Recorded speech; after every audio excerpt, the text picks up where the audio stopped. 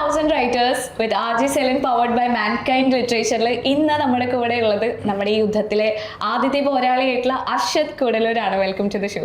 Thank you. പാലക്കാട്ടുകാരനാണല്ലേ? പാലക്കാട് എവിടെ? പാലക്കാട് പട്ടാമ്പിക്കടുത്ത് കൂടല്ലൂർ എന്ന കൂടല്ലൂർ. MTയുടെ നാടാണല്ലോ കൂടല്ലൂർ. ഇപ്പൊ പേരിൽ ഈ കൂടല്ലൂർ ചേർക്കാനുള്ള കാരണം? കൂടല്ലൂരിന് ഇഷ്ടമാണ്. ഇഷ്ടം, നാടിനോടുള്ള സ്നേഹം, ഈ രാജ്യസ്നേഹം എന്നുള്ള ഒരു താല്പര്യം.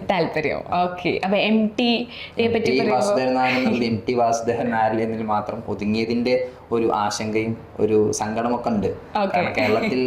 കേരളത്തിൽ നിന്നല്ല, ഇന്ത്യയിൽ, ലോകത്ത് തന്നെ അറിയപ്പെട്ട ഒരു എഴുത്തുകാരൻ ഒരു കൂടല്ലൂർ എന്നൊരു പേരിനോട് അല്ലെങ്കിൽ നാടിനോട് ആ നാമം യോജിക്കേണ്ടതായിരുന്നു, ചേർക്കേണ്ടതായിരുന്നു. പക്ഷെ അത് കണ്ടില്ല. അതിന്റെ ഒരു സങ്കടമുണ്ട്, അതിന്റെ ഒരു പ്രതികാരമായിക്കോട്ടെ. ഓക്കെ, ഒരു പ്രതിഷേധത്തിന്റെ ഭാഗമായിട്ട് അർഷദ് കൂടല്ലൂർ. ഓക്കെ, അർഷദിന്റെ ഒരു പുസ്തകം, ഇതിനു മുൻപും 1-2 പുസ്തകങ്ങളൊക്കെ എഴുതിയിട്ടുണ്ട്. എങ്കിൽ ഇന്ന് നമ്മള് സ്റ്റേഷൻ നമ്പർ 1 ദി കിച്ചൺ എന്നുള്ള പുസ്തകത്തെ പറ്റിയിട്ടാണ് സംസാരിക്കാനായിട്ട് പോകുന്നത്.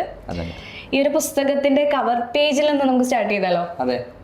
ഇതിന്റെ കവർ പേജിൽ തന്നെ ഒരു ഘടികാരമുണ്ട്, ഉടഞ്ഞ ഒരു ഘടികാരം. ഒപ്പം ഒരു ഫ്രൈ പാൻ ഉണ്ട്, പിന്നെ ഒരു അമൃതാഞ്ജനൊക്കെ ഉണ്ട്. എന്താണ് ഇതിന്റെ കഥ? സ്വാഭാവികമായിട്ടും എല്ലാ എഴുത്തുകാർക്കും അവരുടെ പുസ്തകത്തിന്റെ കവർ നന്നാവുക എന്നുള്ളത് ഒരു വലിയ പ്രാധാന്യമാണ്. അപ്പോൾ ഒരുപാട് റിസർച്ചുകൾക്ക് ശേഷമാണ് ഇങ്ങനൊരു പേര് കണ്ടെത്തിയത്. ഒരുപാട് കവർ വരച്ചിട്ടുണ്ട് എന്നുള്ളതാണ് സത്യം. അതിന് അവസാനമാണ് സ്റ്റേഷൻ നമ്പർ 1 ദി കിച്ചൺ തിരഞ്ഞെടുക്കുന്നത്. അത് തിരഞ്ഞെടുക്കാനുള്ള കാരണങ്ങൾ എൻ്റെ ചുറ്റുപാടുകളാണ്, എൻ്റെ പ്രിയപ്പെട്ട ഉമ്മയാണ്. ഉമ്മയുടെ ജീവിതത്തിന്റെ ചലനങ്ങളും ഉമ്മയുടെ ആ അനക്കങ്ങളും ഒക്കെ ഉൾപ്പെട്ടൊരു കവിതയാണ് സ്റ്റേഷൻ നമ്പർ 1 ദി കിച്ചൺ. എനിക്കൊരു ഡിമാൻഡ് ഉണ്ടായിരുന്നത് എന്താ വെച്ചാൽ, സ്റ്റേഷൻ നമ്പർ 1 ദി കിച്ചൺ എന്നുള്ള ആ കവിതയുടെ കവർ കാണുമ്പോൾ തന്നെ ആ പുസ്തകത്തിന്റെ ഭംഗി അതിൽ പ്രതിഫലിക്കുമെന്നുള്ളൊരു വിശ്വാസം കൊണ്ടാണ് അങ്ങനെ ഒരു ചിത്രം ഇതിൽ വരുത്തിയിട്ടുള്ളത്. മനസ്സിലായി. സ്റ്റേഷൻ നമ്പർ 1 എന്നുള്ളത് ഉദ്ദേശിക്കുന്നത്, നമുക്കറിയാം, ജീവിതത്തിന്റെ ഒരു വലിയ ഭാഗമാണ് ഉമ്മ. അമ്മ എല്ലാവർക്കും അങ്ങനെ തന്നെയാണ്. നമ്മയൊക്കെ മുന്നോട്ട് കൊണ്ടുപോകുന്നതും അവരുടെയൊക്കെ ധൈര്യവും സ്നേഹവും പ്രാർത്ഥനയും ഒക്കെയാണ്. ഇതിൽ എന്തെന്ന് വെച്ചാൽ, സ്റ്റേഷൻ എന്നുള്ളത് ഉമ്മയുടെ തുടക്കം, ഒരു അടുക്കള. ഓരോ രാവിലെയും ഓരോ പ്രഭാതവും അവർ എഴുന്നേൽക്കുമ്പോൾ അവരുടെ തുടക്കം അടുക്കളയിൽ നിന്നാണ്. ഒരു ട്രെയിൻ ഓടുന്ന പോലെ ഇങ്ങനെ സഞ്ചരിച്ചുകൊണ്ടിരിക്കുകയാണ് ഉമ്മ. അത് അതിന്റെ ഇടയിൽ ഒരുപാട് സ്റ്റോപ്പുകളുണ്ട്. അതിൽ നിന്ന് ഇറങ്ങുന്നു, കയറുന്നു, ഇറങ്ങുന്നു, കയറുന്നു. കൂടെയുള്ള യാത്രക്കാരും ഉമ്മ എന്ത് ചെയ്യുന്നില്ല, കൂടെയുള്ള യാത്രക്കാരൊക്കെ അവിടെ ഉണ്ട്. പക്ഷെ അവരെ ബുദ്ധിമുട്ടിക്കാത്ത തരത്തിൽ, പ്രയാസപ്പെടുത്താത്ത തരത്തിൽ ഉമ്മ എന്ത് ചെയ്യാണ്, തുടങ്ങാണ്. ഒറ്റയ്ക്കുള്ള ഒരു യോദ്ധാവ് കൂടിയാണ് ഉമ്മ എന്നതാണ് എൻ്റെ അഭിപ്രായം. അപ്പൊ ആ ഒരു ഭംഗി കവർന്നുണ്ട്. പിന്നെ അതുപോലെ തന്നെ നിങ്ങൾ ചോദിച്ചു വിക്സിന്റെ ഒരു ഫോട്ടോ അല്ലെ? അമൃതാഞ്ജൻ. സാധാരണ ഈ പ്രവാസികൾ അല്ലെങ്കിൽ ഗൾഫിൽ വെറൈറ്റി ആയിട്ട് കാണുന്നുണ്ട്. എന്താന്ന് വെച്ചാല്, നമുക്കറിയാം, എല്ലാ പണിയും ജോലിയും ഒക്കെ കഴിഞ്ഞ് ഉമ്മ രാത്രി ഒന്ന് വിശ്രമിക്കുന്ന ഒരു സമയം ഉണ്ടാവും എല്ലാവർക്കും. എല്ലാ അമ്മമാരും ഉമ്മമാരും ഒക്കെ അങ്ങനെ ചെയ്യുന്ന ഒരു രംഗം നമുക്ക് കാണാം.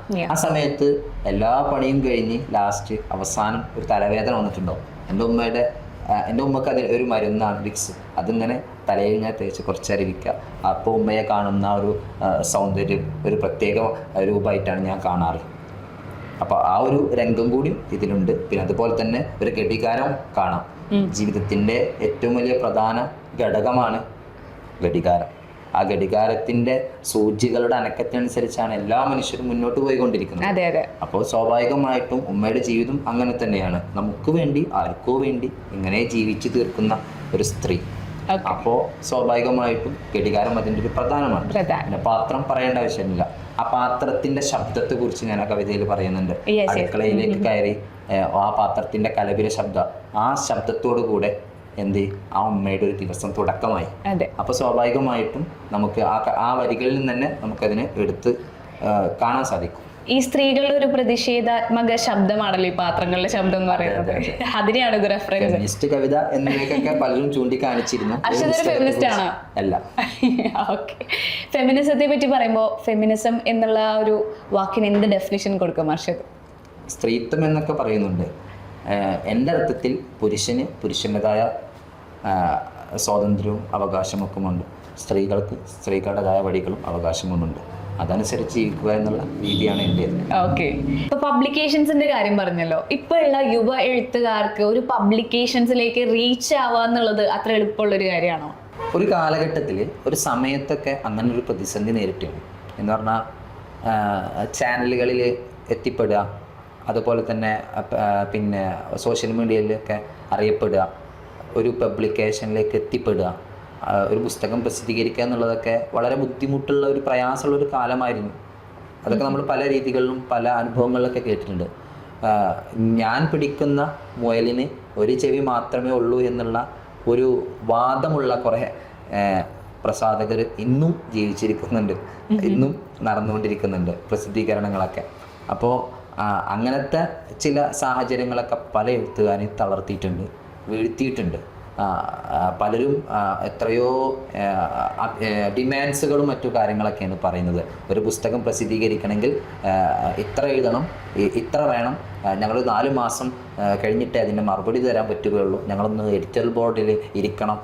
അങ്ങനെയൊക്കെ കുറേ അഭിപ്രായങ്ങൾ. എനിക്ക് തോന്നുന്നു ചില എഴുത്തുകാരെ മാത്രമേ ചില പ്രസാധകർ അംഗീകരിക്കണുള്ളൂ, ചില പുസ്തകങ്ങൾ മാത്രമേ അംഗീകരിക്കുന്നുള്ളൂ. ആ പുസ്തകത്തിന് മാത്രം, അല്ലെങ്കിൽ ഞങ്ങൾ എഴുതിയ അല്ലെങ്കിൽ ഞങ്ങൾ പ്രസിദ്ധീകരിച്ച പുസ്തകത്തിന് മാത്രം അവാർഡ് ലഭിക്കുക എന്നുള്ള ഒരു പ്രതിഭാസം കുറച്ച് കാലമായിട്ട് അതിൻ്റെ പിന്നിൽ ഒരു എന്താ പറയുക, ഒരു അജണ്ട ഒളിഞ്ഞു കിടക്കുന്നുണ്ടോ എന്ന് സംശയമുണ്ട്. അതൊക്കെ ഒരു എഴുത്തുകാരൻ്റെ പുതിയ തലമുറയുടെ ഒരു ആശങ്കയാണ്. അങ്ങനെ കണ്ടാൽ മതി, വിവാദമാക്കുക എന്നുള്ളതല്ല.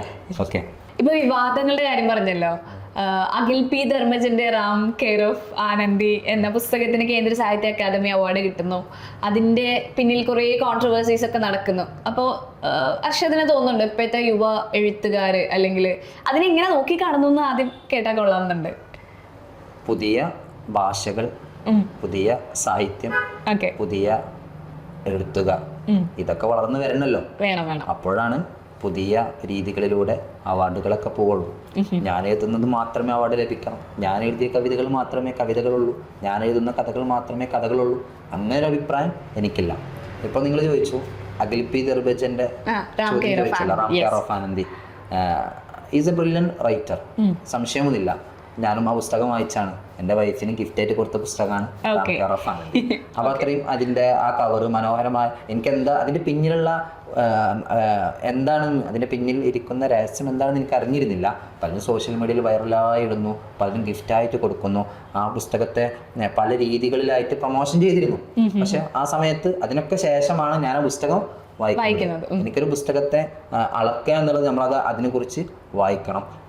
ഞാൻ ഒരു പുസ്തകത്തെ ചിന്തിച്ചതാവില്ല, മറ്റുള്ളവർ ചിന്തിച്ചിരിക്കാം.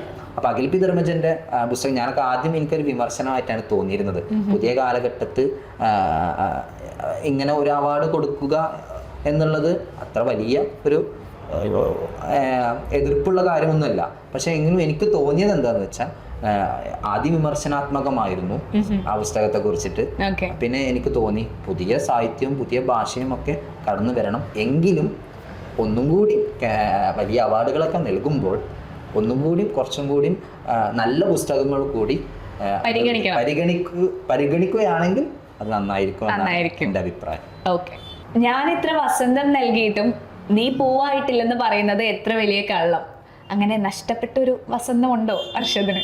ആ കവിത ഇഷ്ടമായോ? പിന്നെ നന്നായിട്ടുണ്ട്, അതാണ് ചോദിച്ചത്. അങ്ങനെ ഒരു വസന്തം ഉണ്ടോ? അങ്ങനെ ഒരു വസന്തം ഒന്നുമില്ല. ഓക്കെ, ഇഷ്ടായില്ലേ? ഇഷ്ടായി. ഇഷ്ടമായത് കൊണ്ടാണ്, അത് ഇഷ്ടമാവും എന്ന് എനിക്കറിയുന്നത് കൊണ്ടാണ് അങ്ങനെ ഒരു ലെവലിലേക്ക് ആ കവിതയെ കൊണ്ടുപോയത്. എല്ലാവർക്കും വസന്തമുണ്ട്, പ്രണയമുണ്ട്, ഇഷ്ടമുണ്ട്, സ്നേഹമുണ്ട്. ഏത് രൂപത്തെയും നമുക്ക് പ്രണയിക്കാം, സ്നേഹിക്കാം. ഇത് വ്യക്തിയാവണമെന്നില്ല, ചുറ്റുപാടുകളാവാം, നാം കൊള്ളുന്ന നിലാവാം, പ്രകാശമാവാം, വെളിച്ചമാവാം, വെയിലാവാം. അങ്ങനെ പല രീതിയിലും നമുക്ക് എന്ത് ചെയ്യാം, പ്രണയമായിട്ടും സ്നേഹമായിട്ടൊക്കെ നമുക്ക് എടുക്കാം. അത്രേ ഉള്ളൂ. മറ്റൊരു കവിതയാണ് സ്നേഹം പൂത്ത വായിൽ നിന്നേ മനോഹരമായ തെറികൾ പൂക്കൂ, സ്നേഹമുള്ളവരിലെ അസഭ്യങ്ങൾ വിരിയൂ, സ്നേഹമുള്ളവരെ പിണങ്ങൂ, ക്ഷമിക്കൂ. അപ്പൊ എന്റെ ചോദ്യം ഇതാണ്, ഈ സ്നേഹമുള്ളവരിലെ നല്ല തെറികൾ പൂക്കൂ എന്ന് പറയുമ്പോൾ ഒരാളെ മാന്യമായിട്ട് നന്നായി ചീത്ത വിളിച്ചിട്ട് ഇത് സ്നേഹം കൊണ്ടാണ് എന്ന് പറയാൻ പറ്റുമോ? അത് ശരിയല്ലേ? എന്ന് വെച്ചാല് നമ്മെ അടുത്തറിയുന്നവർ, നമ്മെ സ്നേഹിക്കുന്നവർ, ഒരിക്കലും നമ്മെ വിട്ടുപോയില്ല എന്നുള്ളവരോട് നമുക്ക് എന്തും പറയാം, എങ്ങനെ വേണമെങ്കിലും ചീത്ത വിളിക്കാം. കാരണം അവർ ക്ഷമിക്കും. ആ ഒരു പിന്നെ തീമിനെ അടിസ്ഥാനത്തിലാണ് അങ്ങനെ ഒരു കവിത. ഈ കാലഘട്ടം അതിനോട് യോജിക്കുന്ന തോന്നുന്നുണ്ടോ? ഇല്ല, ഇല്ല, ഒരിക്കലും ഇല്ല. സ്പേസ് ഉണ്ട്, ആ സ്പേസിലൂടെ പോകാൻ അവർ അനുവദിക്കണം. അപ്പൊ അതുകൊണ്ട് അതിന്റെ ഇടയിൽ ഉണ്ടാകുന്ന പ്രശ്നങ്ങളും അത്ര വിഷയങ്ങൾ കാരണമാണല്ലോ ഇങ്ങനെ പരസ്പരം പലർക്കിടയിൽ ഇങ്ങനെ ഒരു വിടവൊക്കെ വരുന്നത്. അപ്പൊ സ്വാഭാവികമായിട്ട് അവരെ സ്പേസിന് വിടുക എന്നുള്ളത് തന്നെയാണ്. പക്ഷെ സ്വാഭാവികമായിട്ടും നമ്മൾ എപ്പോഴും രണ്ട് മനുഷ്യൻ ഇങ്ങനെ അടുത്തു പോകുമ്പോൾ സ്വാഭാവികമായിട്ട് ഇടയ്ക്കുള്ള ഒരു കശപിശകളൊക്കെ ഉണ്ടാവും. അപ്പോൾ അവരങ്ങോട്ട് പരസ്പരം പറയുന്നു, കുറച്ച് കഴിഞ്ഞാൽ അത് ഈ സമയവും കടന്നു പോകും. ഇനി അടുത്തത് പ്രണയവും വസന്തവും ഒക്കെ നമ്മൾ പറഞ്ഞു. നമുക്ക് വേറൊരു പ്രമേയത്തിലേക്ക് പോകാം. കറുപ്പ് എന്നൊരു കവിതയുണ്ട്. പണ്ടത്തെ ക്ലാസ് മുറികളിൽ സ്നേഹം തിരികൊളുത്തിയ കറുത്തവനെ കൂട്ടുപിടിച്ചപ്പോഴാണ് കറുപ്പിന്റെ മൂല്യം അറിഞ്ഞത്. മൊഴിഞ്ഞു തീരാത്ത മൗനങ്ങളായി ആനന്ദം മേഞ്ഞ കിനാവുകളെ ഉല്ലസിക്കാൻ പഠിപ്പിച്ചത് കറുത്ത കണ്ണുകളായിരുന്നു. സൗമ്യ മരണമടഞ്ഞപ്പോഴും ആസിഫ ക്രൂശിക്കപ്പെട്ടപ്പോഴും അനീതിയുടെ വെടിയുണ്ടകൾക്ക് മുന്നിൽ കറുപ്പിന്റെ തൂവാല കൊണ്ടായിരുന്നു ചൂട് നിറകവിഞ്ഞ പ്രതിഷേധത്തിന്റെ വലയം തീർത്തത്. എനിക്ക് തോന്നുന്നു ഈ കവിതയിൽ പറയുന്നുണ്ട്, പണ്ടത്തെ ക്ലാസ് മുറികളിൽ സ്നേഹം തിരികൊളുത്തിയ ആ പ്രിയ കൂട്ടുകാരനെ കൂട്ടുപിടിച്ചപ്പോഴാണ്, അല്ലെങ്കിൽ ആ കറുത്തൊരു കൂട്ടുകാരനെ കൂട്ടുപിടിച്ചപ്പോഴാണ് കറുപ്പിന്റെ മൂല്യം അറിഞ്ഞത്. പണ്ട് തൊട്ടേ ഒരു കറുപ്പിന്റെ മൂല്യം അറിയുക എന്ന് പറയുന്നത് വലിയ കാര്യമാണ് അല്ല? ഇപ്പോഴത്തെ സ്റ്റിൽ നമ്മൾ എത്രയൊക്കെ റേസിസം ഇല്ല, മാറിക്കൊണ്ടിരിക്കുന്നു എന്ന് പറഞ്ഞാൽ ഇപ്പോഴും ഈ ഒരു റേസിസം നിലനിൽക്കുന്നില്ലേ? സെലിൻ കറുപ്പ് എന്നുള്ള കവിത വായിച്ചപ്പോൾ വായിച്ചപ്പോഴാണ് ആ കറുപ്പ് എന്ന കവിതയുടെ ആ കവിത അത്രത്തോളം മനോഹരമായിരുന്നു എന്ന് എനിക്ക് തോന്നിയത്. സ്വാഭാവികമായിട്ടും ഒരു കവി ഒരുപാട് വിഷയങ്ങളെ കുറിച്ച് എഴുതുമ്പോൾ ആ കവിക്ക് എല്ലാതും പ്രിയപ്പെട്ടതാണ്. പക്ഷെ സെലിൻ്റെ സംസാരത്തിൽ സെലിൻ്റെ ആ കറുപ്പ് എന്നുള്ള ആ വിഷയത്തോടനുബന്ധിച്ച് ചോദ്യം ചോദിച്ചപ്പോൾ സ്വാഭാവികമായും ഉള്ളിൽ ഒളിച്ചിരിക്കുന്ന അല്ലെങ്കിൽ ഉള്ളിൽ ഇങ്ങനെ കുടഞ്ഞു നീങ്ങുന്ന ഒരു വേദന അതിൽ നിന്ന് വരുന്നുണ്ടോ എന്ന് എനിക്കൊരു ഡൗട്ടുണ്ട്. അനുഭവിച്ച പോലെ അങ്ങനെയൊക്കെ പറയാം. സ്വാഭാവികമായിട്ടും കറുപ്പ് എന്നുള്ളത് കവിത എഴുതാനുള്ള സാഹചര്യം ചുറ്റുപാടാണ്. മനുഷ്യർക്കിടയിൽ നടക്കുന്ന ജാതി, അതുപോലെ തന്നെ അവരുടെ ആശയങ്ങൾ, അത്തരം ഒരു സാഹചര്യങ്ങളൊക്കെ മനുഷ്യർക്കിടയിൽ ഇന്നും നടന്നുകൊണ്ടിരിക്കുകയാണ്. നമ്മളിപ്പോൾ പറയും അങ്ങനെയൊന്നുമില്ല, കറുപ്പും വെളുപ്പും എല്ലാ മനുഷ്യരും ഒന്നാണ്, അവർ ഒരുമിച്ചാണ് മുന്നോട്ട് പോകുന്നത് എന്നൊക്കെ വലിയ ആശയങ്ങളും പ്രഭാഷണങ്ങളൊക്കെ പലരും അങ്ങനെ പറയുമെങ്കിലും അങ്ങനെ ഒരു എന്താ പറയുക, ഒരു പാരമ്പര്യം, ഒരു ട്രഡീഷണൽ ഇപ്പോഴും നിൽക്കുന്നുണ്ട് എന്നുള്ളതാണ് എൻ്റെ കാഴ്ചപ്പാട്. വെളുപ്പിനെ മാത്രം അംഗീകരിക്കുന്നു, കറുപ്പിനെ അടിച്ചമർത്തുന്നു. അങ്ങനെയുള്ള സാഹചര്യങ്ങളൊക്കെ ഇന്ന് കൃത്യമായി നടന്നുകൊണ്ടിരിക്കുന്നുണ്ട്, ഒരു സംശയവുമില്ല.